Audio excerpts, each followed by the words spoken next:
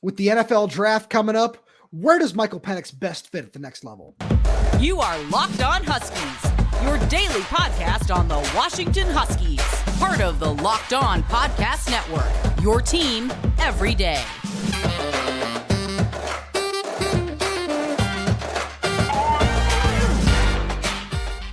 Welcome back into another edition of the Locked On Huskies podcast. I'm Tomashoff. That's Lars Hanson. He writes for Inside the Huskies at Fan Nation and Sports Illustrated.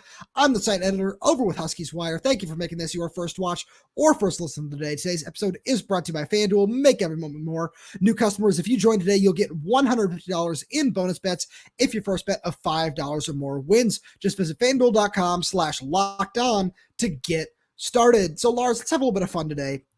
I know we're both big fans of the NFL draft. Yes, there's still a lot of time before the NFL draft rolls around. But instead of sitting here doing a mock draft where we're going to talk about a whole lot of non-Washington Huskies, we're just going to talk about everybody's favorite Washington Husky from the 2023 season. And that is Mr. Michael Penix. And as I look over this draft here, I think that one team that really fits him well, where obviously we'll see where he falls in the draft, is I'd really love to see him with the Atlanta Falcons, who are in need of a new quarterback. Yeah, they're picking inside the top 10, which as of right now might be a little rich for the blood of most NFL evaluators, but I think that'd be a fantastic fit for him at the pro level. Yeah, I mean, that's kind of the interesting thing with Penix, right? Because we talk about, I think it was one of the shows earlier this week where there's probably going to be a run on quarterbacks, right? The first 5 or so picks, right? And so it's not going to be Caleb Williams, Drake May, and then does Michael Penix vault himself up into that third spot, or is he in that teens, which I think is more so realistic, right? Where you kind of have the run on the obvious two, and there's no true third, right? You got Bo Nix. No, there Michael is. Penix, No, there's a third. It's Jaden Daniels. Jaden Daniels is 3, and he's not going outside the top 5 from what I've been hearing. Right. Thank you for mentioning, because that meant that next tier of Bo Nix, Michael Penix, Sam Hart, all those other and guys, JJ McCarthy, that's where you start to look, I would say 12 and below, right? That's where I would start, because I'm not saying they're going to go 12, but then you look at teams that are there. The Vikings was an interesting pick because you have some the indoor option, so you're not going to a cold weather situation where Penix might or might not thrive, because again, being from Tampa, playing in Indiana, he did play through some adverse conditions, but we saw this past season when he was at his best, the Sugar Bowl, the Pac-12 championship, some of these big time indoor sort of perfect weather scenario games, right? Now, I'm not saying Penix can't throw in bad weather, but that's kind of a good one there. And then I think the obvious one, and not just for you, but for me, being from Seattle, born and raised, and the offensive coordinator that is now with the Seattle Seahawks is Ryan Grubb and that whole situation. Because when you look at Geno Smith, I think Ryan Grubb can actually do enough with him to where Penix wouldn't have to start right away. And I think that's kind of Penix's MO, right? Where he's smart enough to come in and learn the system, no matter where he goes, whether it's the Seahawks or wherever, where he could start right away. But it would almost be better to say, hey, you know what? Take the Patrick Mahomes route. Kind of learn from Alex Smith a little bit and, really start to get into the offense and then kind of take over, right? Sure. And if you're the Seahawks, you're not necessarily thinking Super Bowl or bust, right? You're not necessarily thinking playoffs or bust because you're kind of in that middle tier, right? You're not great, but you're not totally dog trash, right? So you're kind of in that happy medium mold. Geno Smith is the guy where, okay, is he worth $40 million to you, or could you get Michael Penix on a rookie deal and try and build up the roster? I think that's the move they're going to go with. So Geno did get where I'm glad you mentioned the Seahawks, because Geno did get his roster bonus today, where it looks like that they're not going to be making any moves at the position, at least for the time being, where, maybe they take a quarterback at 16 and prepare for the future, or they go offensive line, which, we've talked about the Scott Huff, Ryan Grubb, Troy Fautano connection now. But one of the reasons I really like the Falcons is the infrastructure that he's going to have. Where Arthur Smith is gone, that's a wonderful thing for fantasy owners and Falcons fans alike. And now that Raheem Morris is in there, he's going to want to pick a quarterback. And Michael Penix could be that perfect guy where he gets to play indoors. He's going to have an awesome supporting cast with Bijan Robinson, Kyle Pitts, Drake London, and a really good offensive line.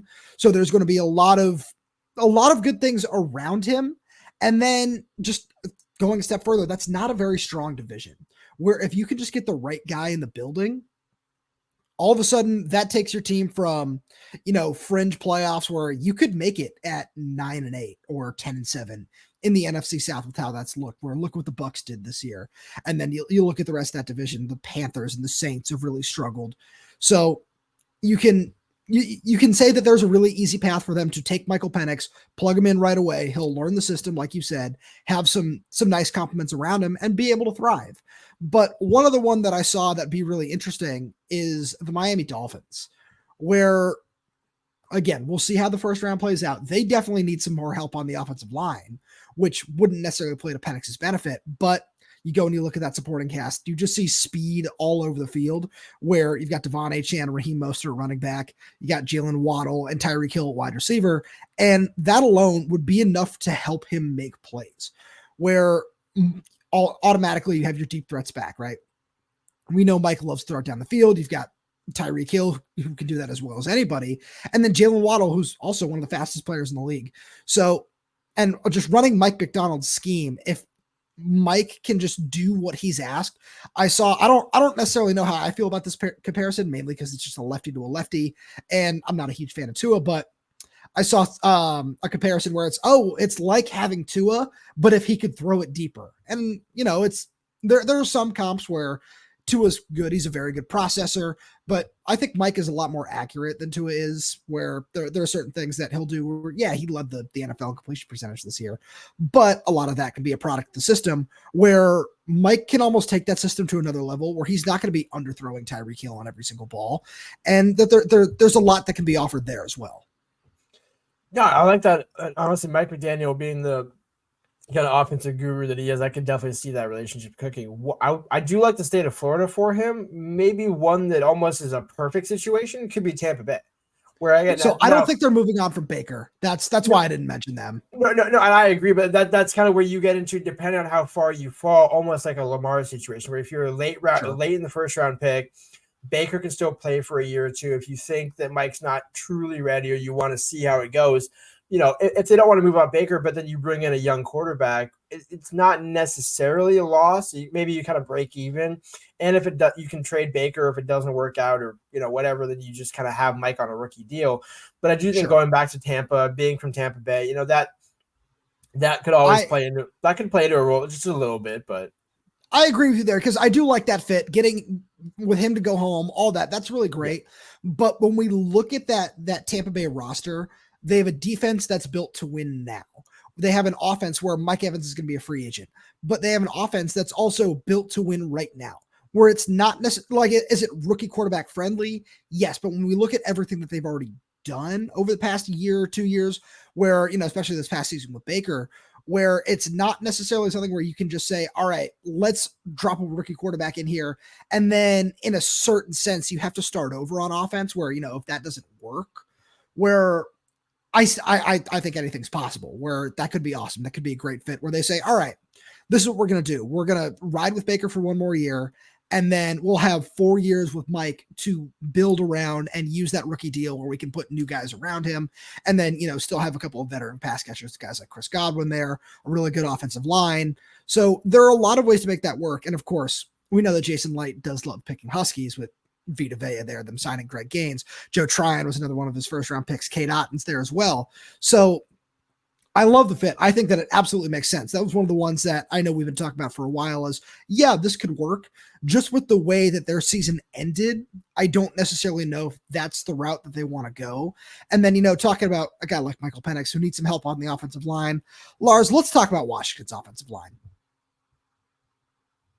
Right after a message from our friends over at FanDuel. You can get buckets with your first bet on FanDuel, America's #1 sportsbook, because right now new customers get $150 in bonus bets with any winning $5 bet. That's $150 if your bet wins. You can bet on all your favorite NBA players and teams with quick bets, live same game parlays, exclusive props, and more. Just visit FanDuel.com/lockedon and shoot your shot. FanDuel is the official sportsbook partner of the NBA. And, because the Celtics won 2 games in a row over the Brooklyn Nets in a back-to-back, I got to shout them out again. Great futures bet if you're looking to bet on the NBA Finals with our friends over at FanDuel.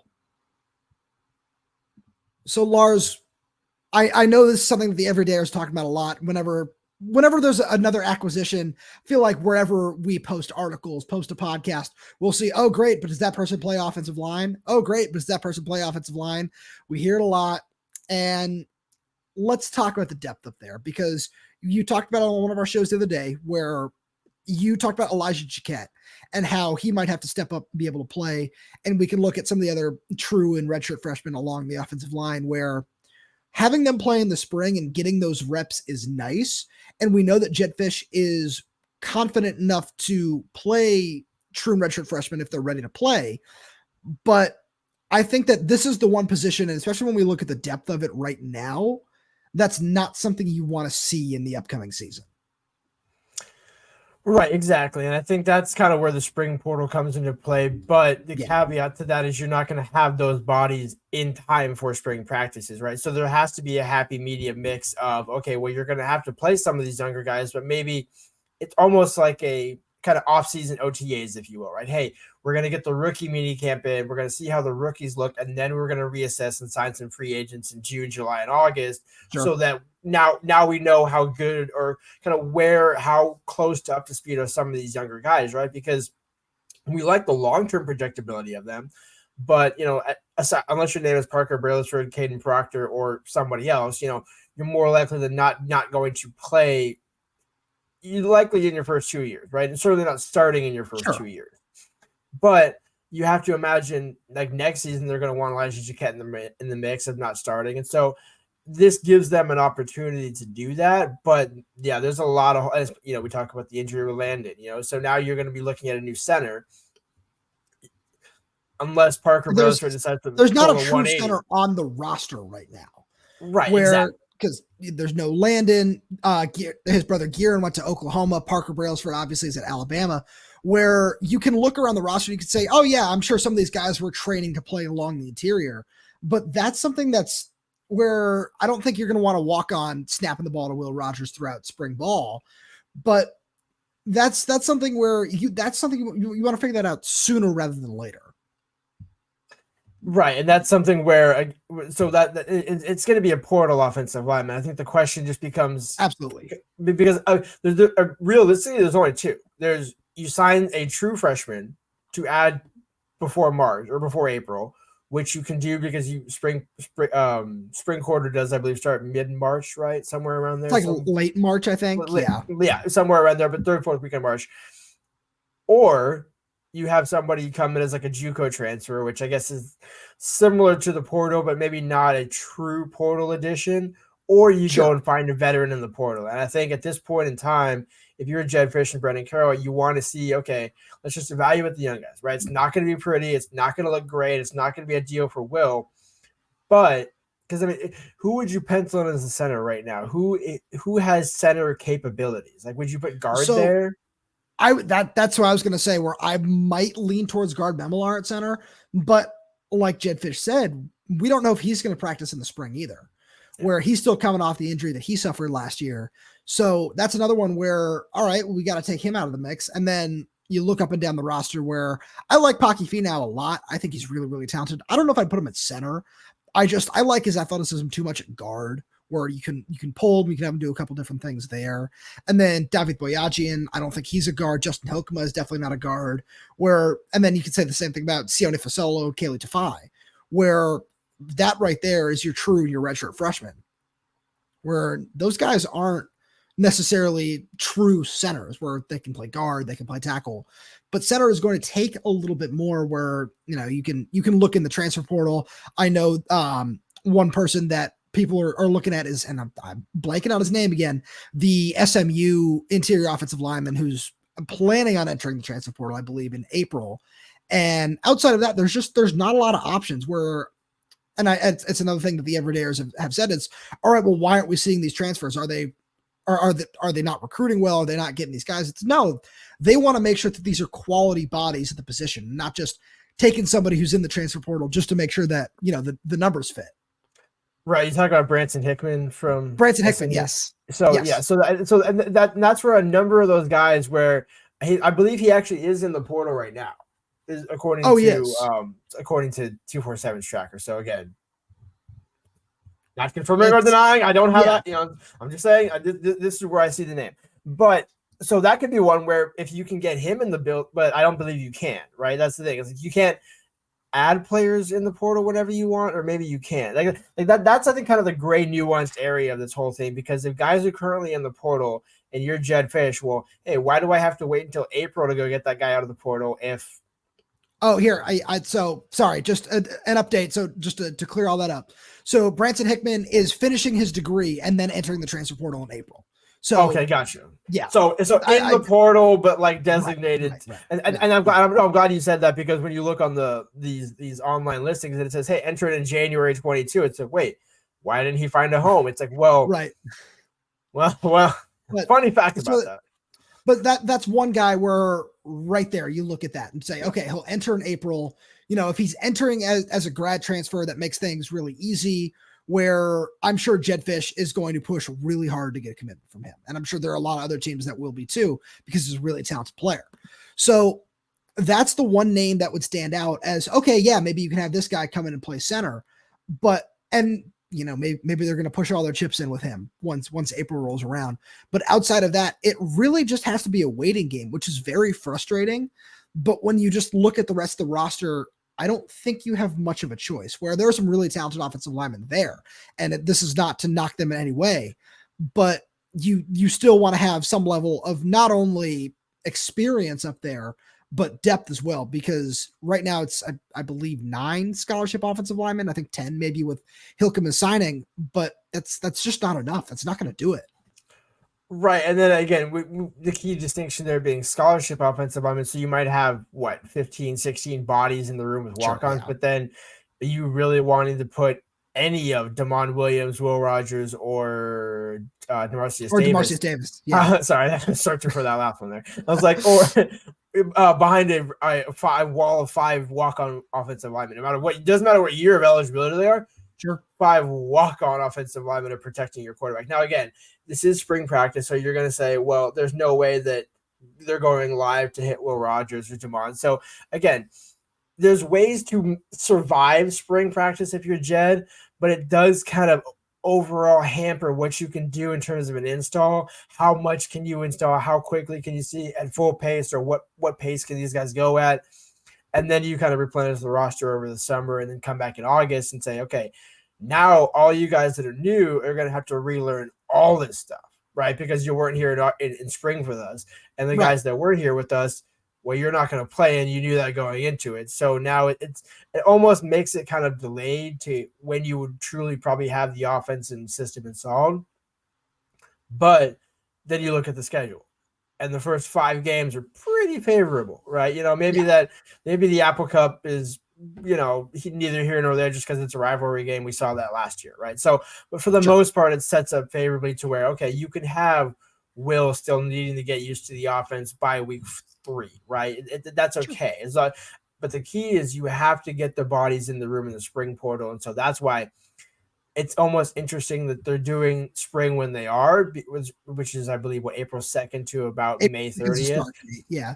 Where you're bringing those guys in to visit, so they're going to be able to see what they can do. But it's almost like, hey, we actually need you to suit up and go and put your pads on right now. We don't want you to visit. We need you to play. So, but at the same point, though, it allows, maybe there are a couple other guys like Branson Hickman that are out there that are saying, all right, we're going to finish our degree, enter as a grad transfer.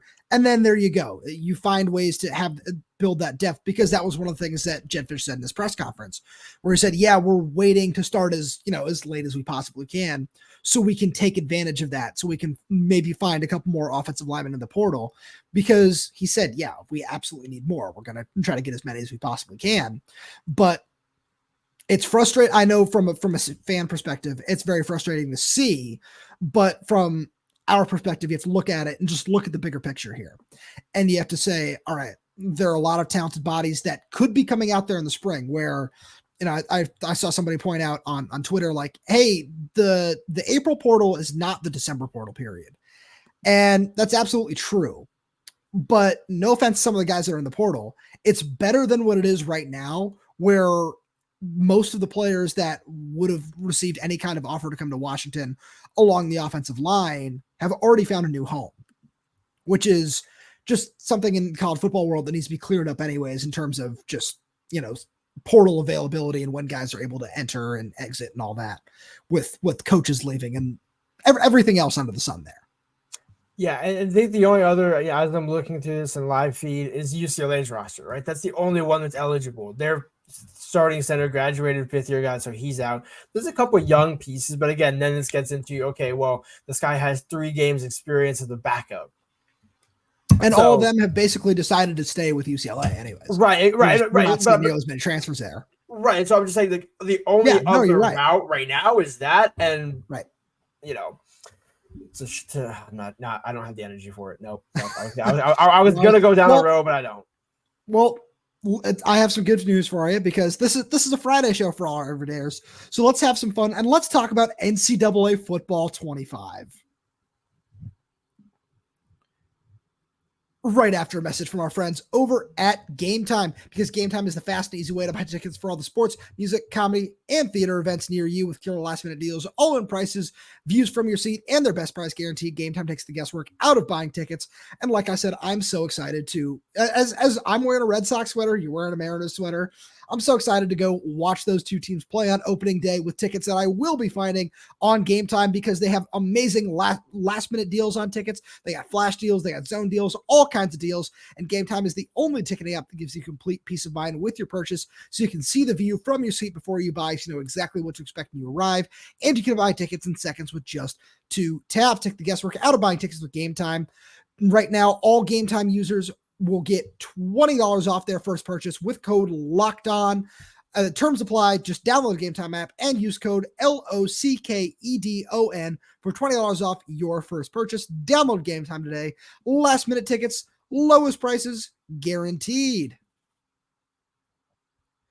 So, Lars, we saw the trailer get released on Thursday for NCAA football. I'm really excited. I'm sure you're really excited. I'm a huge gamer myself. I have to just turn my Xbox off sometimes, because I've been playing whatever it is that I've been playing for far too long. And this is going to be really fun. I wrote an article over on Huskies Wire of 5 guys of the past 10 years of Husky football that deserved a shot at the cover, or deserved to be on the cover of the next NCAA football game. And if you had to pick one player, regardless of when it is, that's not Michael Penix, because I feel like he'd be the very clear choice for many reasons, who would you pick? Oh, that's a good question. Like of the last decade, like sure, yeah, last decade, right? Anybody, yeah. Well, because I'm sure some people would say Steve Ettman, and some, so just to not get carried away down that road. It has to be in between in the gap of when NCAA has not been released. So anybody who didn't get that chance. So Shaq Thompson, that's a good one. And I say that because I'm looking at. Oh, there we go. Looking at NCAA 14, I like that. So I'm trying to remember who who would have been falling into that category. And so after Denard Robinson, I think Shaq Thompson would have been perfect. Maybe Miles Jack, but he didn't go to Washington, so that would be a different. But in that same mold, right, where Shaq was playing running back and linebacker at Washington, former OG guy that was kind of laid the foundation for Steve Sarkisian at Washington and that defense to really kind of kick into high gear. And just if you just looked at Shaq and put on those dreads on the cover, you couldn't see him like. It's got that same aura of the Denard Robinson picture that you got there. So and that's where I went for it. So I like that, but I want a slightly different route, and somebody who I have a bit of a hot take on, and that would be John Ross. I knew that was coming. Yeah. So I loved watching John Ross so much, but here's my hot take: is that the way we remember Tavon Austin's highlight reel is the way that John Ross's highlight reel should be remembered. Where I feel like that might be a hot take for some people, but when you think of his speed, his ability, and just you think about his 2016 season, right?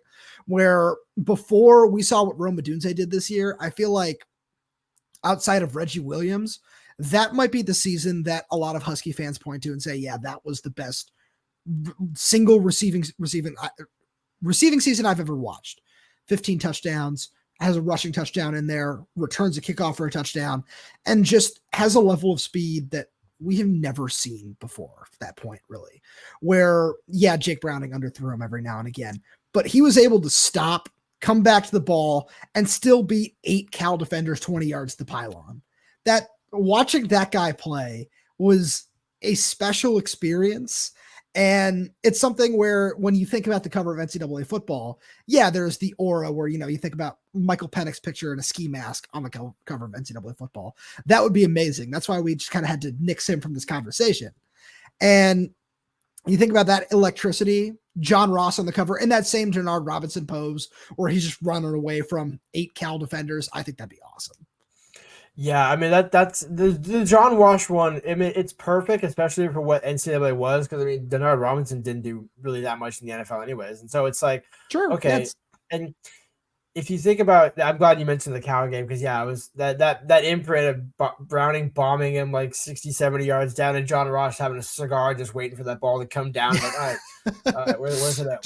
Where's it at? It's coming. It's coming eventually. And so like. Yeah, if you imagine if Michael this is no slight to Jake Browning, because Jake has proven, especially this past season, that he's more than just a punter, according to Media Times, right? So, imagine if John Ross had Michael Penix, to where Penix can drive the ball the way Penix can drive the ball, and the way, oh my god! And then imagine Jamarcus Shepard coaching him. That'd be fantastic. That's an elite combination right there. So. Just another NCAA thing here. What are you most looking forward to about the game when it does come out again? What I'm intrigued about, because there's a number of different things you can go with, right? Because how do they implement certain nuances of what the game is evolved to, right? To where, because it's not just like Madden where it's like, hey, I'm just looking at, franchise mode, dynasty mode, player on how the graphics look and all that stuff, but there always is kind of a unique thing for me where when I used to look at the NCAA video game, it's like, well, what about like getting, like into the college weeds of things, right? We're like, hey, do I need NIL money? Road to glory mode, but then have it be like, oh, go make this NIL appearance. You have to go do this appearance. Oh, that'd be fun. Yeah. And have it because like every day we're like, like hey, practice is tomorrow. I have a 3 p.m. NIL event, and then just make it interactive. No, that'd be fun. Where I know that's something that 2K's done a little bit of, where it's, you got to go do this media appearance where, you don't have to actually do anything, but it's, I have to make sure I do this. I have to make sure I do that. So no, I like that. I think that's a lot of fun. Personally, I'm really excited about the franchise mode, because I've always been somebody who I was just texting a buddy about this morning, where he's like, I can't wait to take a directional state to a national championship game. I said, see, I've never been that kind of guy. I pick Washington, I go from there. And I told him, I said, there's a big difference between picking Washington back in NCAA 14 and picking them where they are now. Where back in the day, you could have been like, you got to really build up the recruiting, build up this aspect, build up that aspect, where that's really, really fun. And I'm really excited to see how that's going to play out. Where, if I'm playing as Jed Fish, what kind of NIL budget am I going to have? Am I going to be able to go get some of the top recruits in the country? I want to go get the number 1 defensive tackle and bring him in and promise him everything under the sun in his first season to make sure that he stays. So I think that aspect of that all would be really fun. And then just get like the whole building up the roster. What's the transfer portal going to look like? There are so many exciting things to think about. And then, of course, on top of that, getting to play in all the Big Ten stadiums, what that's going to look like, because we've seen how far video games themselves have come over the last 10 years since the last game was released. So I think it's going to be awesome. And I believe at that point when the video game came out, they had finished the renovation at Husky Stadium. Yeah, but they still never really like showed it for the longest time. You're right. I'm glad you mentioned that, because I'm like, even if you forget the Big Ten stadium, like the stadium you're actually playing Husky in. Stadium, right? Right. Well, I mean, like, for me, we play the Wazoo spread offense, and Luke Falk would have like 2,000 rushing yards and like 20 rushing touchdowns. It was amazing what you could do with that offense in a video game. Oh, you can do anything. But I mean, there's so much, I think, that. And you'll be really cool to see. Speaking of kind of what I like to see the game do, I would like to see EA Sports, or kind of just the whole conglomerate, almost do what remember the Madden challenge back in the day, where like you'd have like 2 random nerds playing Madden in some bus, like the Madden bus or whatever. That'd be fun. Imagine if you took like 10 players from each league, went around a bus like during the summer, during like media appearances. They got comp for it. They get paid for it, right? Because NIL, all that. and then you could just have them like building up the brand of the game and making it more interactive, or even just going around the state. Like imagine Will Rogers going up to like some like high school and playing, NCAA against some kids for a day. Wouldn't that be cool? You mean Cardell Jones, like his 98-35 victory? Right, exactly. But that's a discussion. Right, separate, but just make it fun and engaging, because it's like, okay, the kids, you have the whole O'Bannon versus NCAA thing. So okay, now the kids get money. Nobody really knows who Ed O'Bannon was the player. Like nobody's like, hey, like he definitely should have been making money. It's like, okay, yeah, him and 20,000 million other people probably should have been making money. So now that they have the ability to do that, how can you actually grow the game, right? Don't just bring it back, grow the game. No, that's a really good point. And something that I think that, from the teaser that they dropped is it looks like they're paying a lot of attention to detail in terms of schools themselves, in terms of, entrances, the stadium, all that sort of stuff, where you talk about playing at Husky Stadium, where there are a lot of other things where it's, if they're putting a lot of attention to detail, that could, I don't want to say it could be a recruiting tool, but it could just be something that opens up a whole new generation to college football, where it's something where you and I remember growing up playing these kinds of games, as we're talking about, playing Road to Glory, doing all the practices, doing all the different things, where that's all really cool. I remember like playing the whatever year it was where you were able to play like your senior season of high school as you were getting recruited, all that sort of stuff. So all that was really fun. And it's all just an awesome layer to add to all of this. But at the same point, I think we're going to see this where Washington in particular, as we talked about this on a Husky show, we could see kids say, oh, well, I just saw that team in the national championship. That seemed like a lot of fun. Maybe I'll want to play as them, where that's not going to mean anything down the road. But it's all about exposure and building a bigger brand. And this is something that could absolutely do that.